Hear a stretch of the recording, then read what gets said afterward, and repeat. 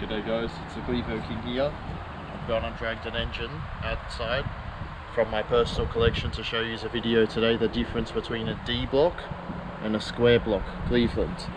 So when they're referring to the D block, it's located here on the side of the block in between the distributor hole and the fuel pump hole, and it's the shape of a D. I'll work into the edit the shape of a normal one that's a square. Alright, so this is the square block. When you look near above the fuel pump hole and between the distributor base, you will see a small square.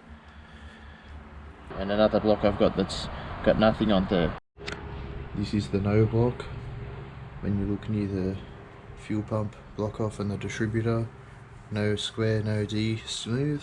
Another interesting thing about these early blocks, guys, no X's and Y's in the valley. It's smooth. A lot of the big engine builders in Australia are very fond of removing the XYs and smoothing this out and radiusing all of these holes to get oil back down and to control oil flow. Have a bit of a look at this, the way that this one was popped out. It's got a very big ledge there that no one's ever taken care of. It's about maybe 4 mil high. Just a little bit of grinding there, you could drastically improve that. They're a pretty cool block. Look, they're cast in Cleveland, so they're American. They've got the CF. The early Australian blocks have the CF on the back too, until we turned over to the later black blocks. Then they have a G for Geelong.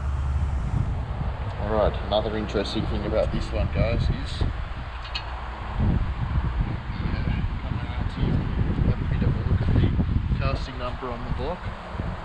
It's a DOAEL, which in Australia we refer to as the GTHO spec engine. So it's a pretty cool, pretty rare block. And it's got a 4MA crank, it's got a set of flat top pistons, it's got a set of 4V open chamber heads. I'm going to do my next video, guys. Make sure you check out my other videos. We'll be comparing 4V heads, 4 dot, big dot, small dot, and putting some myths to rest, so make sure you watch that. Alrighty, so this engine here we've pulled out, I'm going to do a bit of work too, and I just wanted to show you guys that little thing to look for. Now, a little bit of interesting trivia about these blocks before we go, guys, is the D blocks were made with a little bit more iron content. So the later Australian blocks, they put in less iron and they ended up being a little bit better, but some of the racers really love these. They reckon that they're safe to take out to about 80 thou, pending sonic checking, of course.